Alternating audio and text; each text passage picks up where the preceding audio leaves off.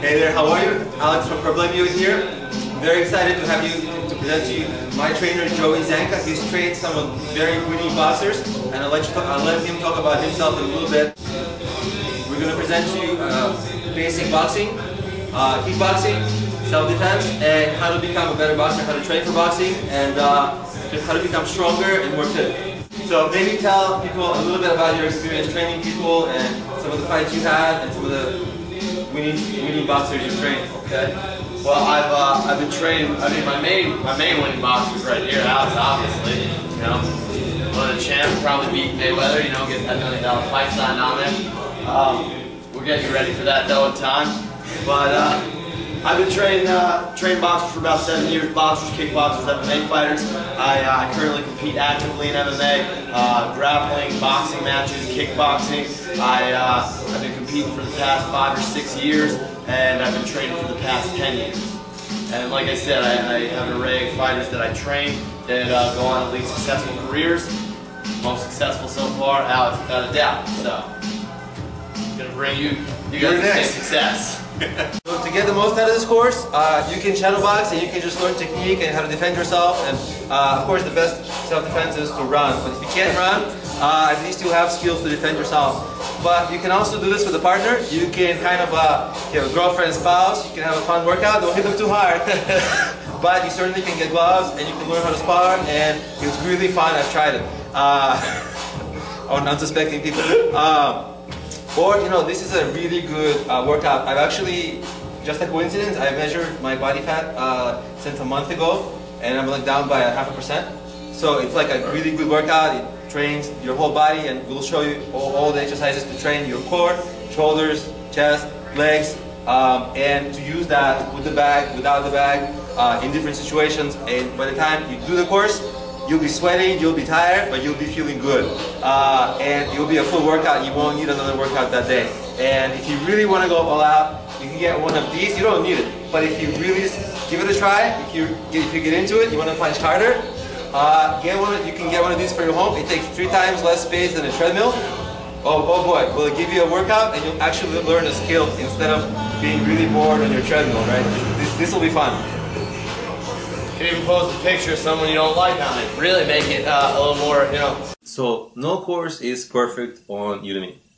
Mine are included. As you watch this course, keep in mind, if there's something I could be doing better, if there's some lecture that's missing, if there's some question you have, please send me a message. You can send me a private message on Udemy. You can post a course discussion. I see all the discussions and I reply to all the discussions. And I'll be happy to hear from you. And I just want to show you how to actually do those 2 things so that if you ever have a question or have some doubt or feel that something is missing, let me know. Because there's there's this famous quote by Cezanne, the famous painter. You know, the artist is in the picture. I mean, you are part of the course, right? You're not just a student. You're a part of the course. And I want you to participate in making the course better, you know, for the next students. And, you know, also sometimes it will be interesting for me, maybe what I missed, because I won't know what I missed until you tell me. And then I'll be able to change the course or add more lectures or make it better or fix something. So please, if you see anything that can be better about the course, I'm always working on improving the course. Certainly feel very welcome to be proactive. I love criticism and I love feedback, and don't worry, you won't hurt my feelings. So I look forward to hearing from you. Alright, so a couple pieces of boxing equipment that you might need. Boxing, kickboxing, MMA, whatever you're doing.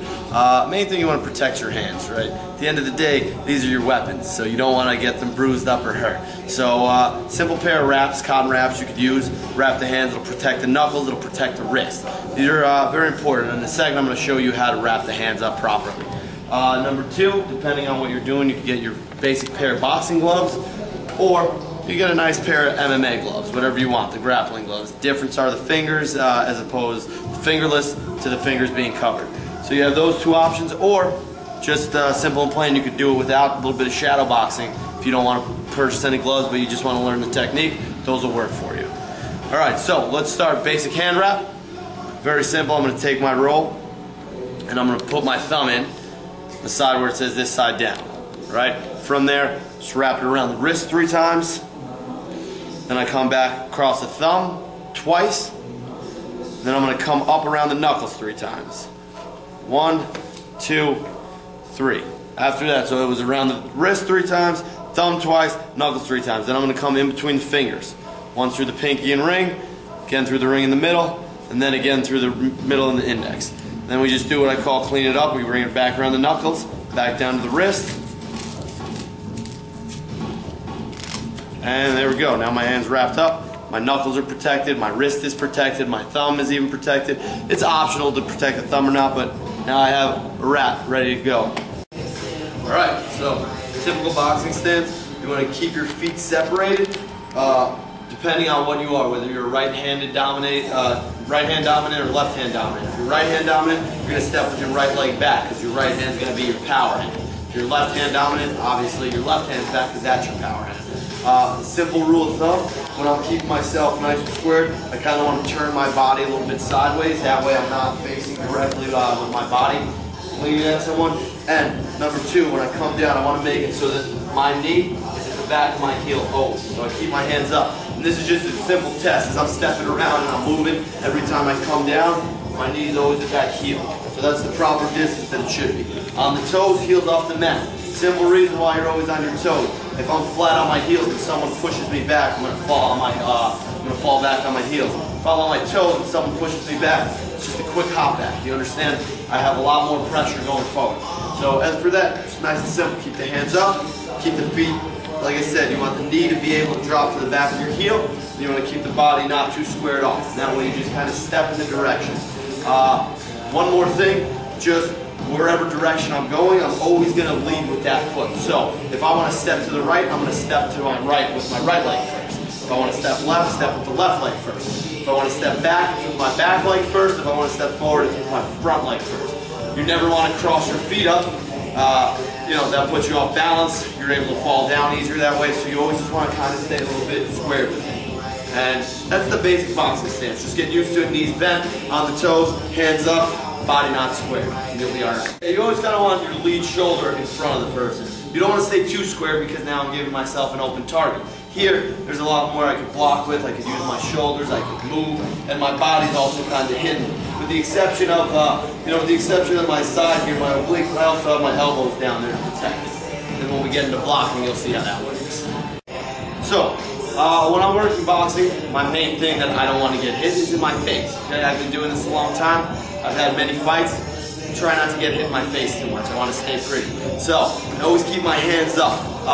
Rule of thumb when you first start boxing, a lot of guys do this that I've trained, I've done it myself, you know, top level pros do it. Just to make sure your hands are always up, you're kind of touching your knuckles underneath your eyes. Because the fragile part of your face is from the eyebrows to the chin. So this is where you want to be protected. The top of the head is very hard. Again, nobody wants to get hit, but it can take a lot more hits than the rest of your face, which is fragile. You have your orbital bones, you have your nose, which is very sensitive, your lips, which will cut easy, the eyebrows, and of course the chin, where if you get hit in the right spot, you're disconnected from your senses. So, just make sure you always want to keep your hands up. Right, elbows in tight too. If you keep the elbows wide open, this is no good. My chin is tight. So the elbows tight, my knuckles are by my eyebrows always. And I always just, as I move around, I just kind of touch my face to make sure that my hands are staying up. Number 2, if I'm blocking a punch from somebody, I don't want to keep my hand out here and try to bat it away. So what's going to happen is someone's just going to hit my own hand into my hand. I always keep it tight against my head. See, right here, it's now becoming like a helmet. So if someone hits me in the hand, I'm kind of protecting myself. Whereas if I'm here and they hit my hand, I'm hitting myself in the face. So always just kind of keep them up at about eye level so you can still see your opponent. See, you need to be able to see. Just make sure the elbows are in. That's the best way to start with the defense. Perfect. And is there a difference when you hold your hands for boxing versus for fighting, when you don't have as big of a glove to defend yourself? To a degree, yeah. There's different ways too. Also, as you begin to progress in the sport a little bit, sometimes you want to lure a guy in, so you're a counter puncher. So you might drop your hands because now you're used to moving your head side to side and getting out of the way and dodging. And those are all things that, you know, as you learn, you start learning the slips, you start learning the rolls, the ducks, everything with that. But the main thing, best thing to protect yourself is here, because if they're just hitting your arms, they're not going to hurt your face. So this is the best way. Keep the hands up, you won't get hit. You you might make a mistake, slip the wrong way, then you're getting clipped. So, Is there a way to protect from the uppercut? Because the uppercut's open, right? oh, the uppercut, yeah, well that's why I said you always keep your elbows in, because if I'm keeping my elbows wide, guys keep their hands here, the uppercut's there. But if I'm keeping my elbow in and I'm turning to the side, this is now closed off. My elbow is blocking from the uppercut always. So, one more quick thing, something we do sometimes is just, you know, it's called combing the hair, very simple. If I'm here, just kind of like I'm combing my hair. So my elbow is now blocking here, but you know, you always want to be careful about combing the hair because the body's a target too. So you got to be able to move it from side to side. Comb the hair, bring it back down. The simplest punch in boxing is the jab. Yeah. Show us how to do the jab. So the jab is used for a couple things. It can be defensive or offensive. The main thing it's used for is for measuring distance. I want to be able to either keep my opponent at a distance, or I want to know where my opponent is so that I can catch him with my other punches, you know, set it up. Jab, very simple, it's off your lead hand. So whichever hand is in front, like I said, if you're an orthodox fighter and your right leg's back, your jab's your left. If I'm southpaw, my jab's going to be my right hand. And what I do when I throw my jab is I'm leaning into it, I'm extending my shoulder out. My chin is tucked down behind my shoulder to make sure I don't get hit, and my right hand is always up covering my face. And simple jab, I lean forward. I lean forward, and it's just like a jabbing motion. You're flicking it out nice and quick. Pop, pop, pop. Now you can throw a jab a couple different ways. You could just look to touch someone. You could throw a power jab by leaning forward, or again, like I said, you could really look to set up the distance. So you're just kind of poking it out there. But for the main part, like its name, it's a jab. Just jabbing it out. Pop it forward. Nothing really too crazy with the feet. You're just leaning in as you throw it and extending that arm forward. Do you shift your body weight or? Oh, absolutely. So you're shifting your weight from the front, from the back to the front, real quick. As you're throwing the jab, you're leaning into that front leg a little bit. On the toes always, and you're just popping it out. Always make sure after the jab, hands come right back to your face. It's the most important thing. Jab back to your face. So, basically, again, starting with the jab, we're just snapping forward, popping that back. Snapping forward, popping that back. Again, I could also double it up. Double it up, I'm leaning into it. Make sure as you're punching the whole time, you're exhaling. Just leaning into it, bringing it back to my face. And sometimes people say, keep moving as you're jabbing. How do you, where do you go? It's not so much that you're moving, you're sidestepping a little bit. You're just stepping, I can step aside, I can stay right in the pocket and jab. But for the most part, you're always kind of stepping one way or the other. Next punch is our cross. That's our power punch off our rear hand, right? The reason we're keeping our rear hand back is because that's the power. And again, we set that up off the jab. You're coming through with it. This is a little more important. With this one, you're pivoting the foot. The power's coming from the back of that leg into the hip and out through the arm. So as I throw my cross, I'm going to turn my body, turn my hip, turn my foot, extend the arm. So as I'm here, just throw that cross. Turn the hips, extend it out. Turn the hips, extend it out. Turn the hips, extend it out. Straight forward. Again, hands always coming back to my face, and my lead hand is blocking. So as I'm turning, I'm extending that shoulder, I'm bringing it back. Right from there, it's all off that back foot, pivoting in and throwing the power. Nice and quick. And is this considered the knockout punch, or? I mean, you could knock, there are guys, I've seen guys get knocked out with jabs, with hooks, with crosses, but for the most part, this is your power punch. That backhand, rear hand is it's a significant power punch. So absolutely could be the power punch if you throw it right. So now we're gonna add the cross, the power to our cross. Same thing, we're pivoting in, hand stays up, pop through, pop through, pop through, pop through. Nice and simple. I'm turning my body, extending it through, letting all that power go into the back.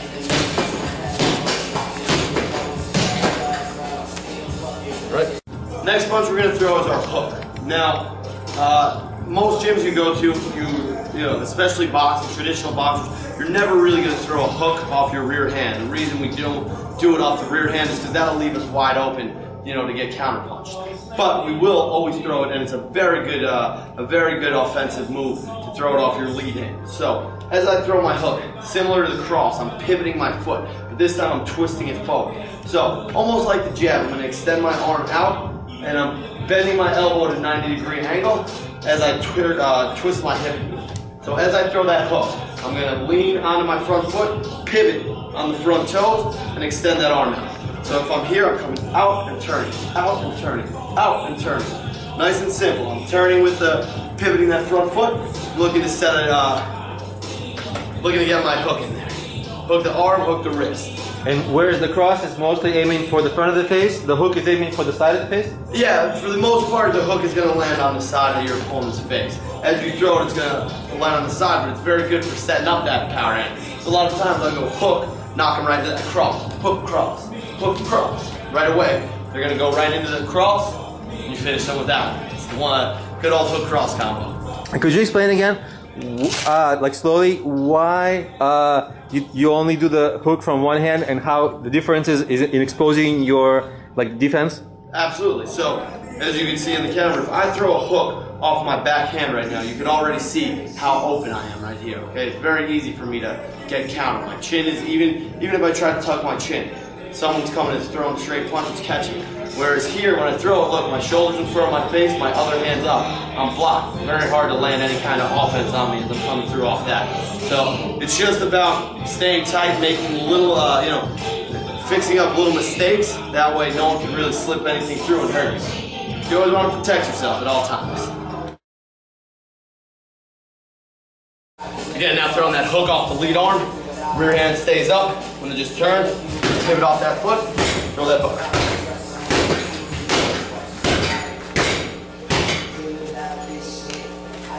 Again, always make sure you're pivoting off that front foot, the rear hand staying up. And that's how we throw that hook. So the uppercuts, next punches that we're going to throw, again, those can come off with either hand. And the way you're using them, you're still kind of leaning in them. A lot of them come through your glute. It's almost like you're extending your glutes up as you throw your punches. What I'm going to do, I'm still staying tight. I keep my hands up. And as I drop, I don't want to come down and cock back. You never want to cock back on a punch. Everything comes from your face. When you cock back on punches, it's called telegraphing. And any experienced guy or any experienced fighter, or maybe even not an experienced fighter, will see that thing coming and be able to avoid it much easier. So it's about deceptiveness. You want to be deceptive when you throw your punches. So if you throw punches right from in the pocket, they're not going to know what's coming. So with the uppercuts, look, I'm dropping, I'm just kind of turning down, my shoulder drops low, and I come up. The power comes from my glute as I extend it up. And again, that can come off the lead or the rear arm. Come 1, 2, 1, 2, 1, 2, side to side. Again, a very good knockout punch. If you land this right, it's good night.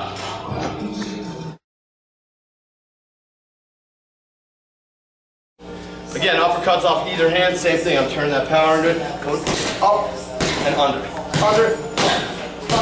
up.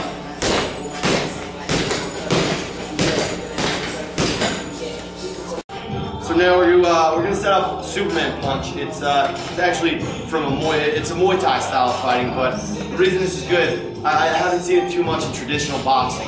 I've seen it a lot in MMA, I've seen it in Muay Thai. What it does is it closes the distance a lot quicker for you, and there's a lot more force coming in. So typically you can throw the Superman punch off either hand, but typically you're going to throw it off your rear hand, the cross hand, the power hand. So as I set it up, I'm on my front foot. I'm going to lean into my front foot, I'm hopping off. And as I do that, I bring my back leg up and I kick it back for that extra momentum as I'm throwing the punch forward. So again, hands up, blocking the face, my weight's on my front foot. It's like I'm picking up this knee first, and as I kick it back, I'm going to hop on the foot, throw the power punch. Simple as that. I'm just getting that momentum to kick back. So one more time, a little quicker. I'm here, I bring it up. And again, that'll close distance a lot quicker. It'll get you hit your opponent if you want to follow up with some other punches to finish. And then the knee thing you do, is that a deception move, or is it just... No, it's just to get the momentum. I'm bringing it up. It's kind of giving me that momentum, that extra kick if you want. It's that extra kick. And again, like I said, it can come off the front hand too. Obviously, if I'm throwing the Superman punch off the front arm, now I'm jumping off the back leg, bringing that knee up, kicking it back as I throw through. So either side, you're going to use that knee as the momentum to throw through. So either the back hand or the front hand, side to side.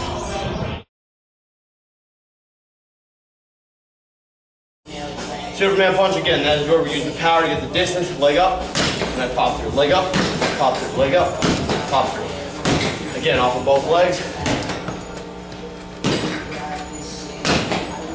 side to side. Another technique we have are called the elbows. Again, it's from Muay Thai, kickboxing. It's not so much a boxing technique, but elbows are also a very, very, very powerful part of your body. And this is used mainly when I'm in close. Obviously, if my opponent's at a distance, I'm not going to come try to reach with my elbow. But if I'm in a tight, close situation, I can use my elbows. If I'm in a clinch, I can use my elbows. Again, throw elbows with either arm. Very simple. As I throw it, I'm blocking, always blocking one side of my head. What I'm going to do is I'm going to lean forward with the elbow. I turn it over. I like to let the knuckles of my hand come into my chest and I turn my hip forward with it. So same thing, I'm pivoting side to side. So as I come, look, bring it inside to side, side to side, side to side. You're using your shoulder and your hip to really pop that elbow. Side to side. Again, there's a couple different ways to throw the elbows. I can come with a straight elbow. I can come with a downward chopping elbow. But the quickest ones are coming right across. Side to side, you're throwing.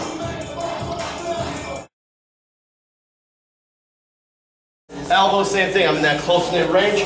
Nice and simple. I want to catch it with the elbow to about the forearm. As I turn in.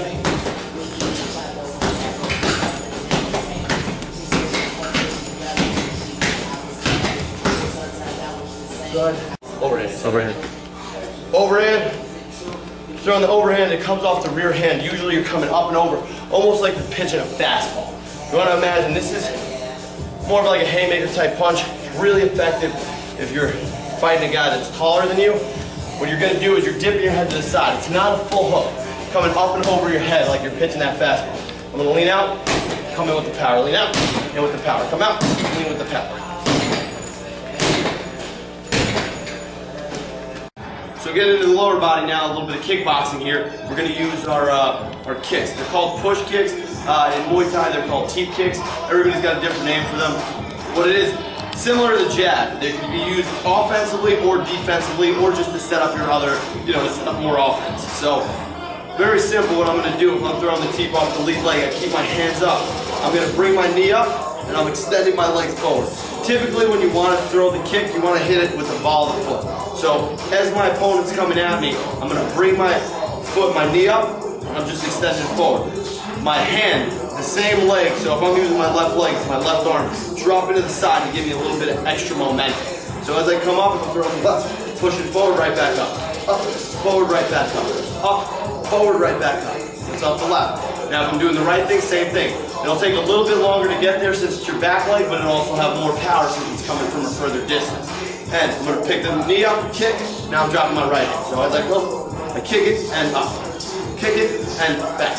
It's like that, those are the push kicks.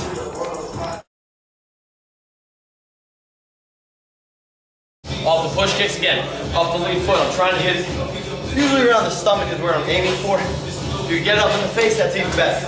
But you want to hit it with the bottom of your foot, the ball of your feet usually. Coming up, popping that back. Up and pop, up and pop. You do it off either leg.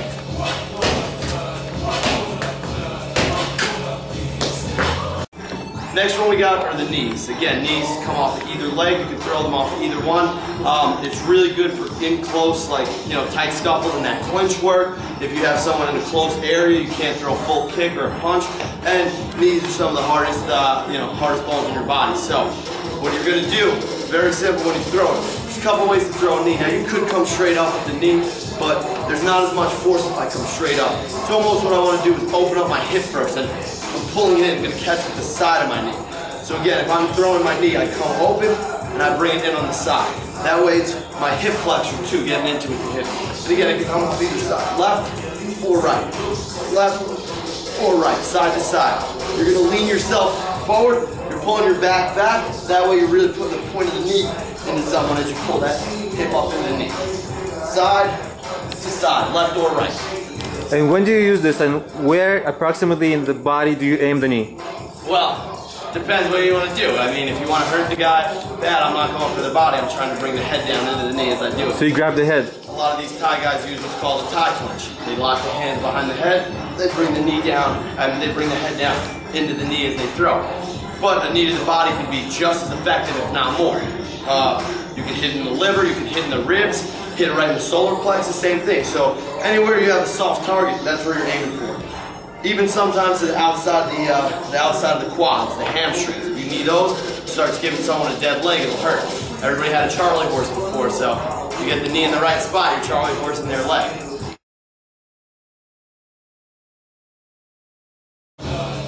So with the knees now, you either come in close with the clinch and throw them, or again, just off my body right from here, I'm coming in, throwing that knee, coming in, throwing that knee. Again, notice how I'm turning my hip. I bring the hip, and again, that comes off either side, right or left. Bring the left in or the right. And then, if you get in that close range, just grab it, let it go side to side.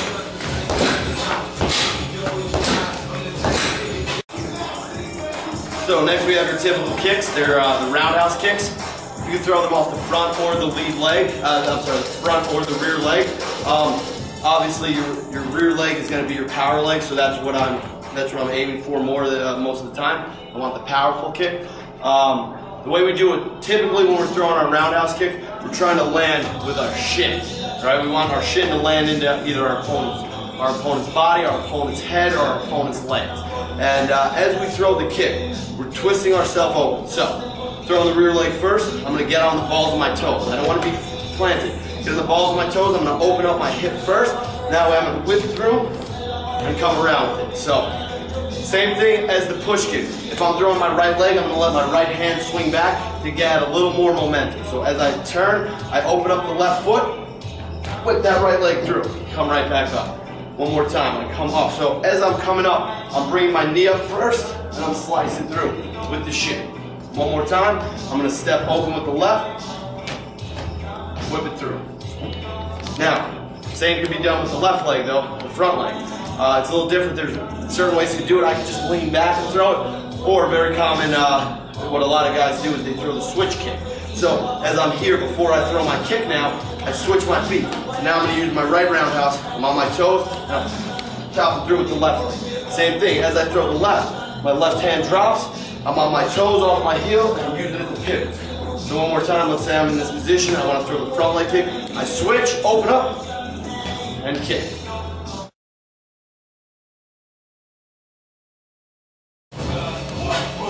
And here we go with the roundhouse. Again, I'm always trying to make contact with my shin.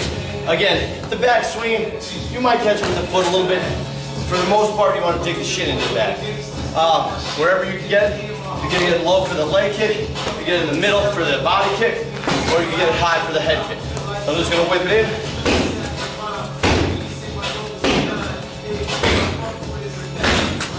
You throw it off that one, or the front leg. Remember, I switch first. Side to side, either one you want. Again, adding variations to some stuff. You could have some fun with it. You could jump around. You could throw your jumping roundhouse kicks, give a little hop, throw it in, either side, hop up, throw it in, do the same thing with the knee. Hop up, bring the knee in, either side, hop up, knee in. Again, you can always jump around with the punches, have some fun, let that inner ninja out of you. One of my favorites is start throwing spinning back kicks, spinning back fists. You just spin with it, adds a little momentum. Throw the elbow, throw the punch, or of course you can throw the kick, side to side.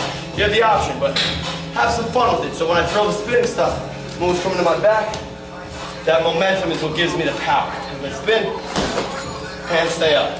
Or the punch, hands stay up. Or again, the kick, hands stay up. That way I'm always kind of used to coming back to my fighting stance. Again, if you want to get a little creative too, throw one or two combinations, you can put some of the jumping stuff together. One of my favorites is the Superman punch to the double roundhouse kick. Very simple. I'm going to throw the Superman, go roundhouse, side to side. It's kind of get used to using your hips, toss them around a little bit.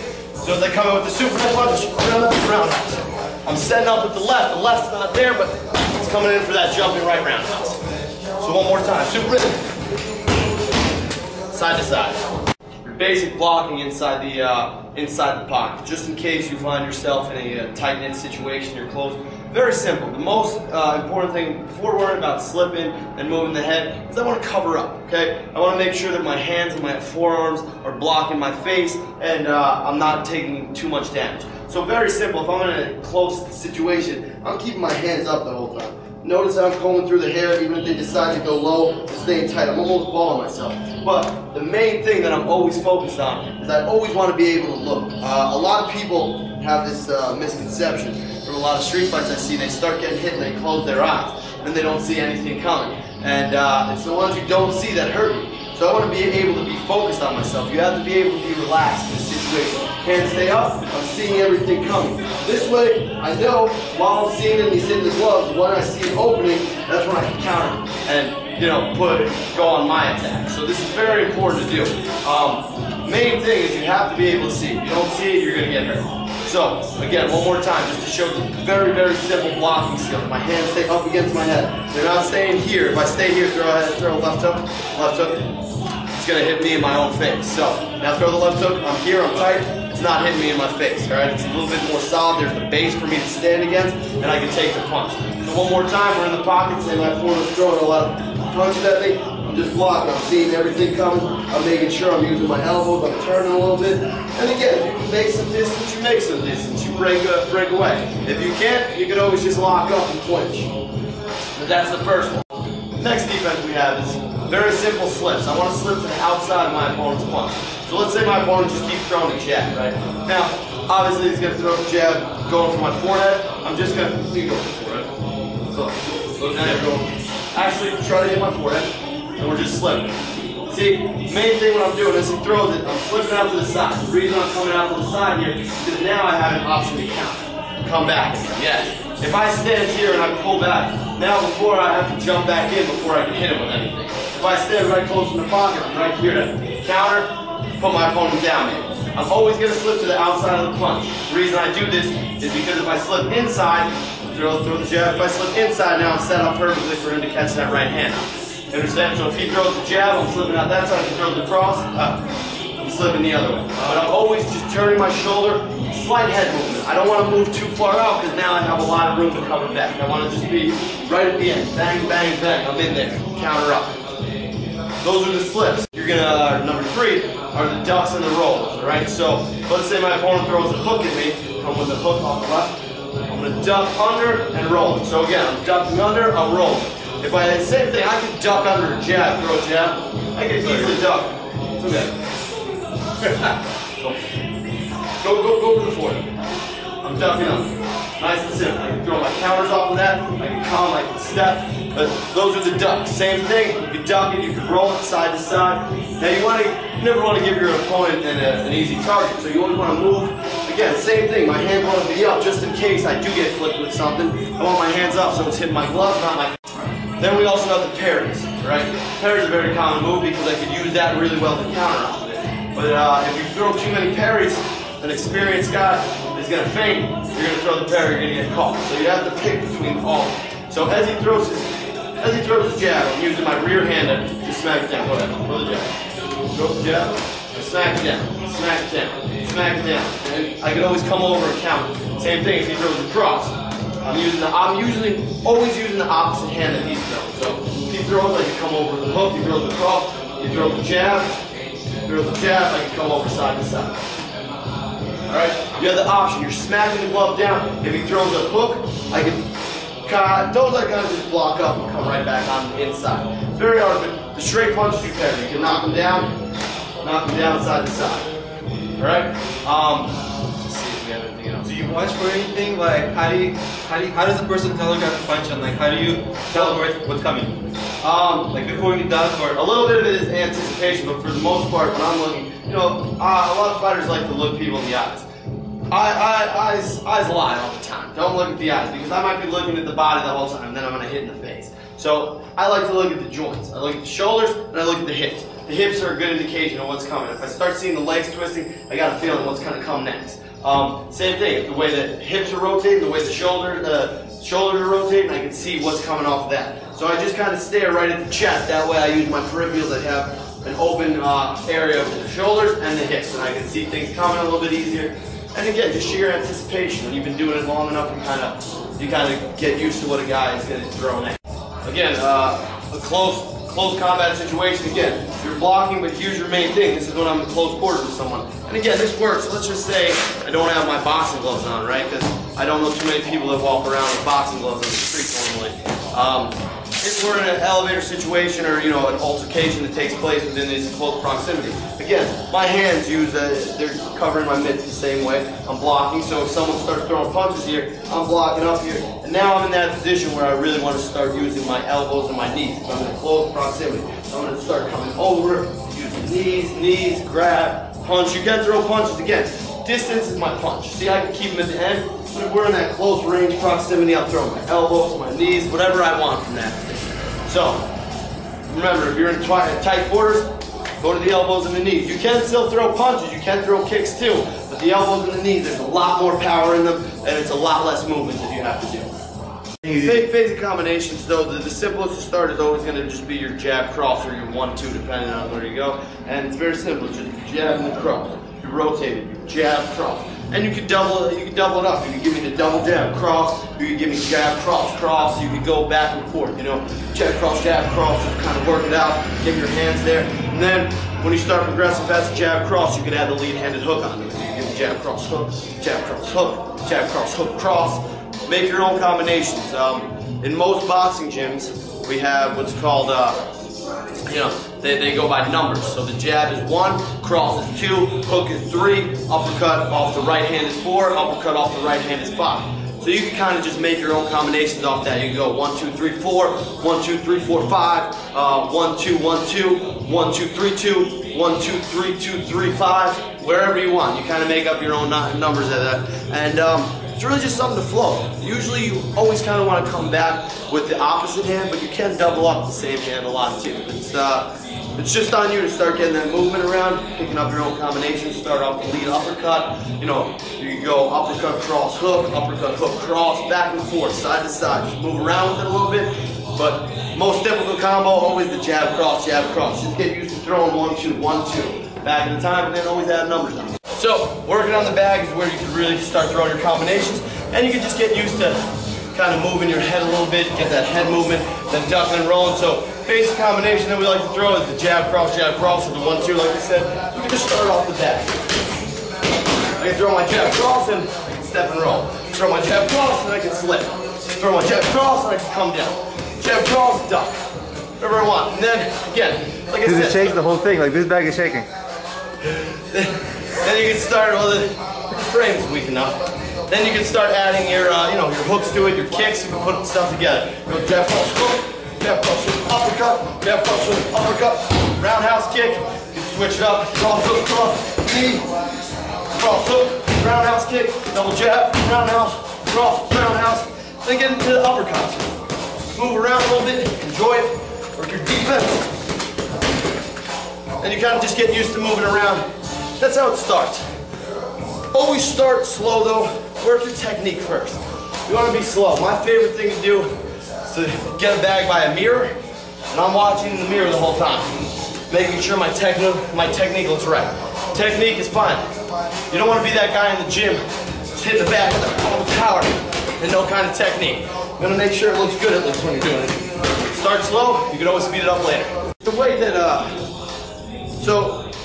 there's just, with power punches, it's more of like a snapping jab. It's the same thing. When you throw in your punches, you really want to snap your punch. It's the same situation here. It's the same situation as a punch, right? If I try to really throw a punch, push with it, there's not much power. It's the same thing. Now I want you to stay as strong as possible. Face me. Look, if I start trying to push, you don't want me to push you. Right? If I start trying to push into him, it's very hard, right? But now I'm going to push you again. This is the way you're supposed to throw your punches. Snap and push.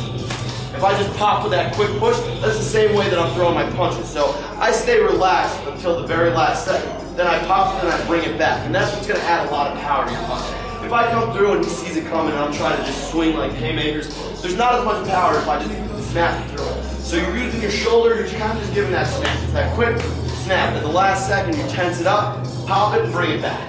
That's the best way. It speeds it up and it makes it more powerful for you to hit, as opposed to you just throwing slow punches that aren't going to hurt anybody. It's nice and quick. As you throw, snap at the last second. Snap, snap. And that snap will add the power to it.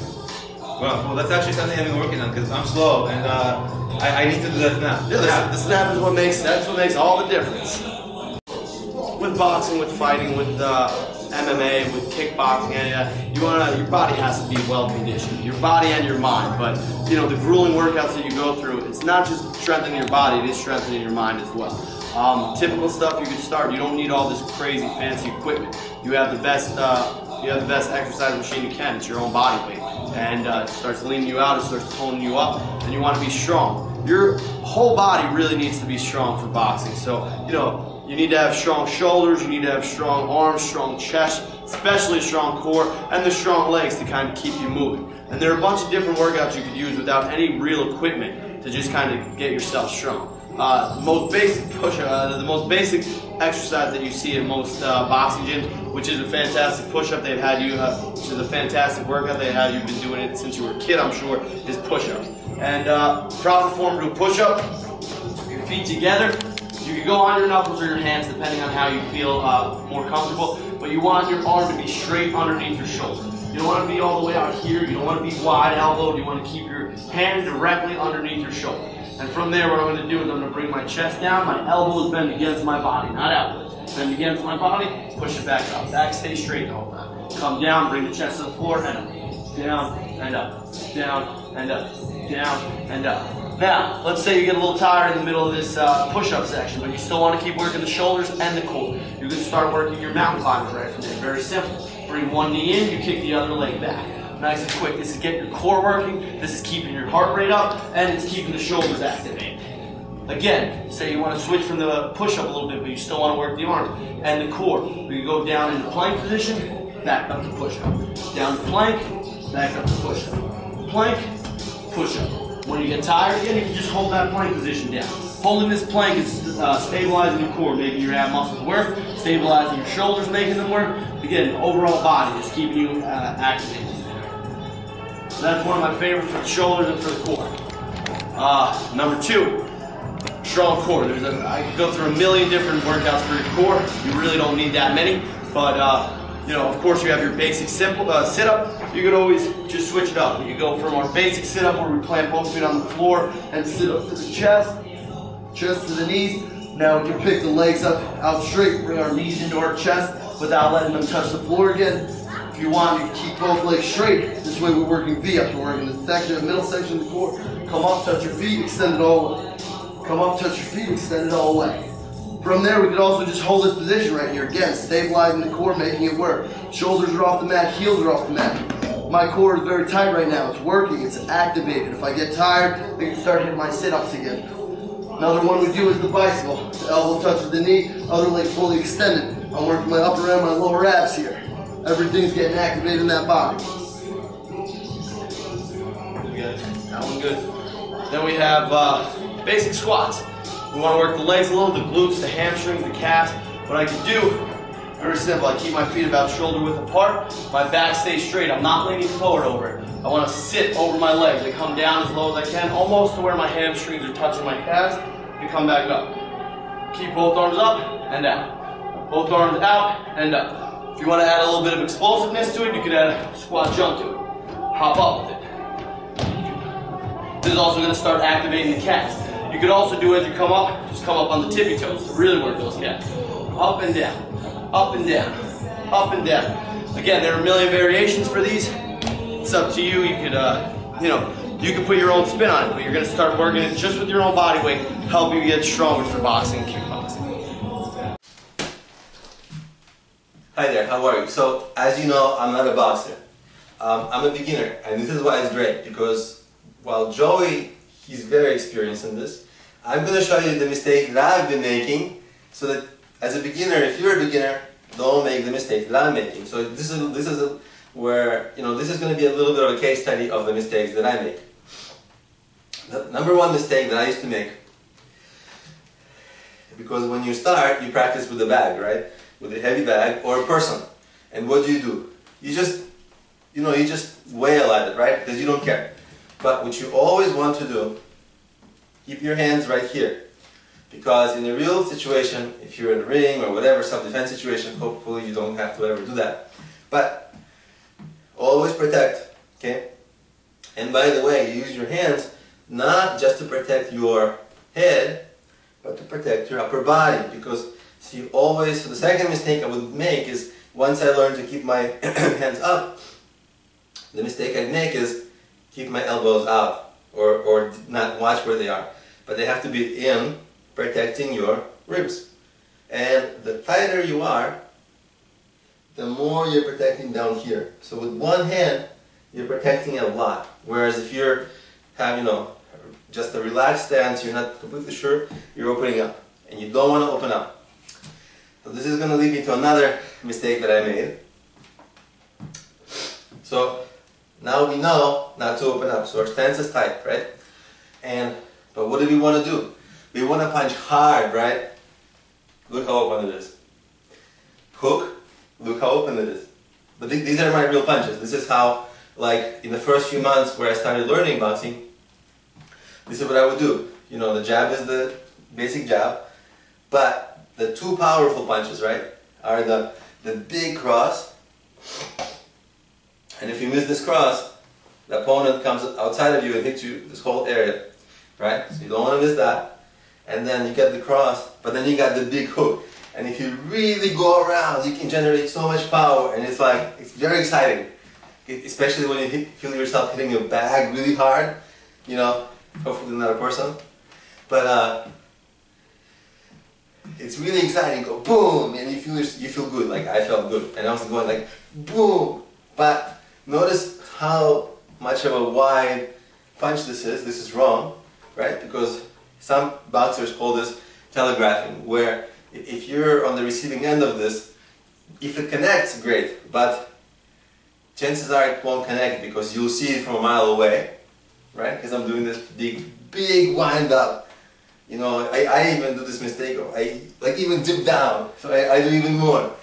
And then the mistake that I would make is to just try to hit it too hard, right? But if you miss this, and you totally make yourself off balance, and you have all this thing open. So what is the right way to do this? Now, for the right way, watch how Joey does this. But you want to keep everything tight, right? So we know protecting here, protecting inside, right? Protecting the ribs and liver and everything else, right? Protecting against the body shots and the head shots.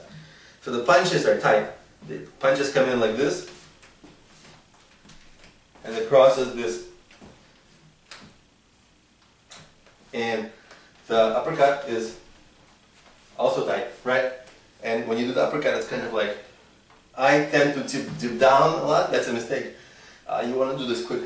You want to generate power from your hips, but you don't want to dip like I dip. That's a rookie mistake. Like, I know I need to fix that, but I still do it, you see? So, I do this, but that's a mistake. But you still want to generate that power, right? And when you're tight like this, so you're still closed up. You don't generate as much power if you did a wailing hit, right? So where does the power come from? Power comes from two things. The quickness with which you do this, and correct technique. Okay? So if you practice drill, this is what I'm told, by the way. Drill. It's not like I'm a professional boxer telling you practice.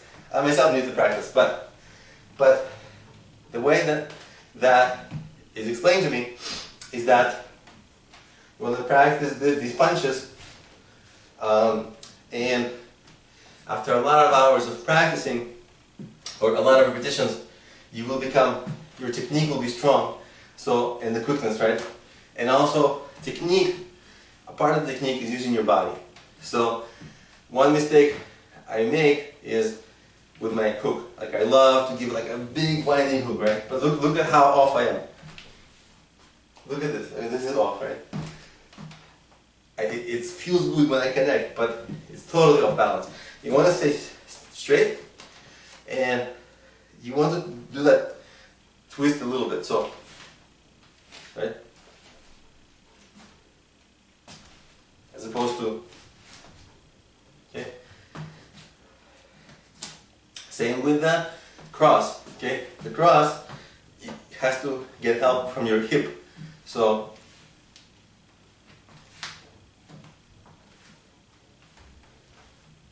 Okay, if you just do the cross, it's not as powerful, but if you lay into it, so it's the speed of the punch, and whether you're able to put enough body behind you. Same with the hook, right? You put a little bit of your body, you twist, you do the twist during the hook. See the leg? It's a little bit of a twist, but not too much, so you're still closed, your defense is good, and you're able to defend, you're not going to get hit as well. Because boxing is not about punching as much, well, it is about punching, but as a beginner I thought like, hey, this is going to be really cool, gonna punch, but smart boxers don't want to get hit. It's a lot of it is about defense, because and this is a good thing to get into your stance and footwork, right? So your footwork, you always want to move. You want to move, and again, I'm a beginner, but the footwork is, usually I would stand in a straight line. I would just stand, right? But you don't want to make yourself an easy target. You always want to move. And you can pivot. Always walk around so that you're not easy to aim at, right? And as you do this, as you walk around, you swivel your head, right? These are called small slips. So always, and it's actually difficult for me to do this. I haven't gotten the technique right yet.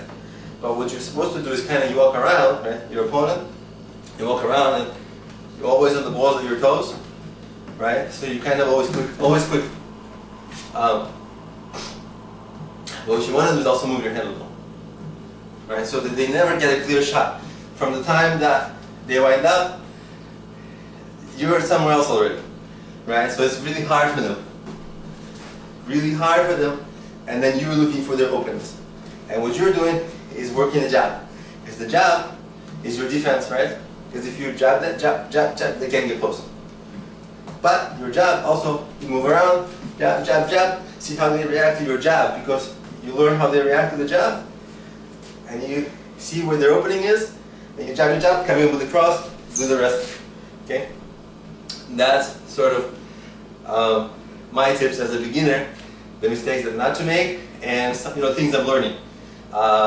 So hopefully you haven't had a great laugh. Hopefully this was helpful. Because sometimes I felt when a teacher explains to you and they're very advanced, they make it look easy. But we don't want to make it look too easy, because I think sometimes it's valuable to see how other beginners are that, in the same boat as we are. And so I hope that was helpful. So earlier in the course, I strongly urged you to, if you see anything wrong with the course, if you don't like something, if you still have questions, to message me, because I really want to help you and I want to make the course better. I genuinely do. And maybe I haven't heard from you. If I haven't, is the course perfect? If so, maybe it would be great if you do like the course. It would be really helpful to me, and it would be great if you could just take a minute or two and leave a nice review to the course, and I'll show you how to do that in a second. But again, if there's something I'm not doing right, if you feel like the course is not a 4 or 5 star course, tell me. I won't know until you tell me, and once you tell me, I can make that change, because the course is something that can always be updated with new lectures, maybe updated lectures, things like that. So let me know if you love the course, I'd love for you to tell the world about it, and leave a nice review, because that would help me spread the word about the course a little bit. And if you find that there's something not quite right with the course, message me directly. Let's have a conversation about it. Let's get to the nitty-gritty of what can be made best about the course and what can be improved. And then I'll actually do it, because I love it when people tell me what's not so good about the course, because then I can actually improve that piece, which is fantastic for everybody, for me, for the next students. So now I'll just kind of show you how to just leave a review if you want to do that, or how to message me if you don't like something about the course or have questions. So now I'll just show you how to add a review to any course that you're taking. And this is actually a list of courses that I'm taking on Udemy. And I'm an instructor, but as you can see, I'm an avid course taker on Udemy. I love taking courses. I actually take as many as 1 to 2 courses per week on all kinds of topics. And here is a course on like master your brain, neuroscience. A kind of a cool course actually that I really liked. And I'm just gonna leave a nice review because I really did enjoy this course.